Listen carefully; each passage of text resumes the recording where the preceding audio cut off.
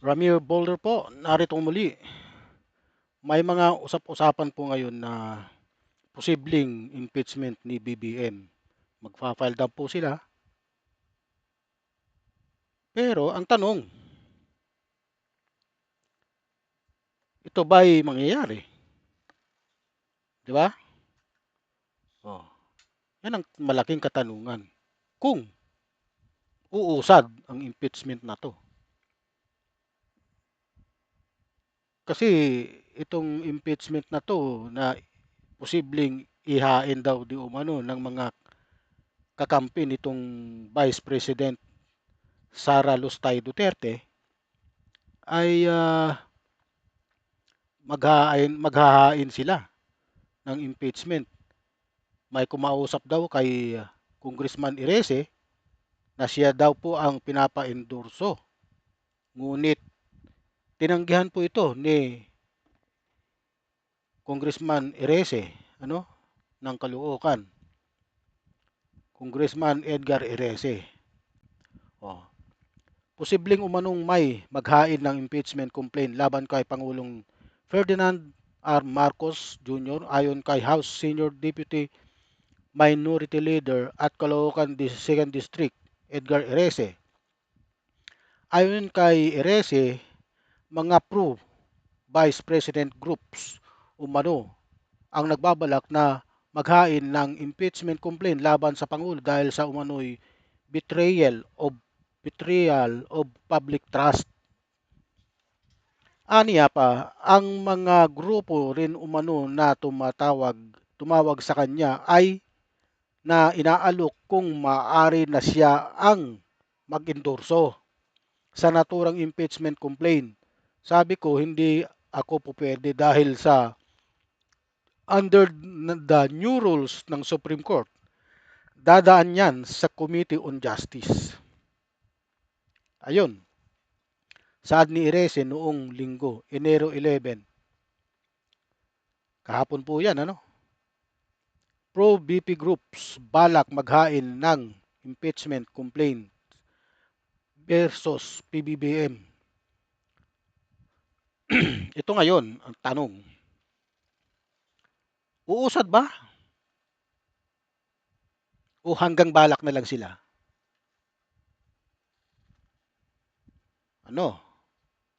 Yan po ang dapat nilang sagot na katanungan. Ang usapin ng posibleng impeachment laban kay Pangulong Ferdinand Marcos Jr. ay hindi simpleng chismis pampubliko. Ito ay malinaw na sinyalis ng lumalalim na bitak sa loob mismo ng naghaharing alyansa. Kapag ang banta ng impeachment ay nagmumula sa naumano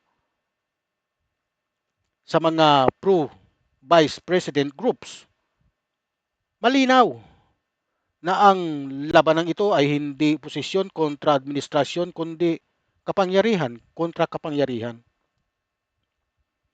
Ang paratang na betrayal of public trust ay isa sa pinakamabigat na batayan ng impeachment. Ito ang moral at constitutional na linya na kapag tinawid ng isang pangulo ay nagbubukas ng pinto sa pananagutan. Kahit wala pang formal na reklamo, ang katotohanang may mga grupong naghahanda at humihingi ng endorsement ay sapat na upang ipakita may krisis sa tiwala. Hindi lang sa publiko kundi sa loob ng sistemang mismo. Dagdag pa rito ang pahayag ni Representative Irese na hindi siya maaring umusad dahil sa bagong rules ng Supreme Court ay nagpapakita na ang laban ay hindi lang political kundi legal at struktural. Ibig sabihin, kahit may galit, may limitasyon, ngunit hindi ito pinapatay ang apoy. Bagkus ay pinapainit pa ang naratibo. Sa uli, ang tanong ay hindi lang kung may impeachment bang mangyayari. kung bakit mismong mga dating kaalyado ang unang nagbubukas ng usaping ito. Kapag ang sariling kampo ang kumukwestiyon sa liderato, malinaw ang mensahe. May something na hindi na kayang itago ng katahimikan. Yan po. Ano? Ang mainit na balita ngayon. Kung uusad, kung may mag-endorso. Kahit na may mag-endorso, kung wala namang pipirmang one-third sa mga congressman, nangyari na po yan noon eh. May nag-file ng impeachment, hindi naman umusad. Itong si Congressman Miao, Miao ng Cavite. Siya po, nag-file po siya ng impeachment. Pero walang nangyari, hindi po umusad eh. Kaya wala. Pupunta pa ng Committee on Justice. Oh, paano yan? Kasi itong impeachment na to talagang ginagawa nila para mapatanggal. Hindi nila mapatanggal si BBM eh. Kung ano-anong rally na ang ginawa ng mga DDS, mayroon ng mga nagsalitang mga dating sundalo, mga retired general, mayroon pang nag-withdraw ng support na colonel, hindi mapatalasik. Bakit? Ayaw ng mas nakararaming tao na tanggalin yan si BBM. Tapusin yan yung kanyang term.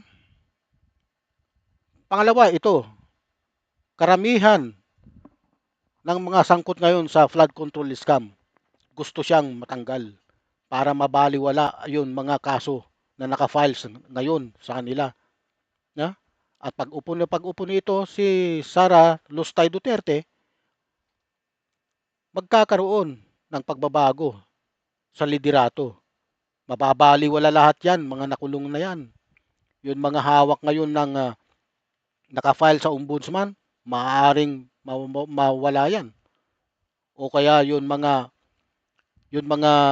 hearings na nangyari sa ICI, mababaliwala yun. Yung mga dating opisyalis ng DPWH na sila Alcantara, sila Hernandez, Mendoza, at marami pang iba. Yung mga dito sa Davao Oriental, yung mga opisyalis dyan ng DPWH na nakulong na, mababaliwala yan. At saka yung mga kaso ng mga puganting si Harry Roque, mababaliwala yan. Pag ito umupo si Sara. Kaya mag-ingat kayo yung mga matitinong Pilipino. Kasi kapag ito umupo si Sara, tudas ang Pilipinas, sinasabi ko sa inyo. Hindi po gaganda Pilipinas kapag si Sara Duterte ang naging presidente. Tiyak yan sa pagkakakulong ng kanyang tatay sa dahig, gaganti at gaganti yan. Gagawa at gagawa ng paraan yan upang makaganti doon sa mga taong nagpakulong sa kanyang ama na ngayon nasa dahig. Okay? Huwag niyo pong kalimutan, like, subscribe, and share ang aking YouTube channel, pati na rin po ang aking Facebook page. Salamat po.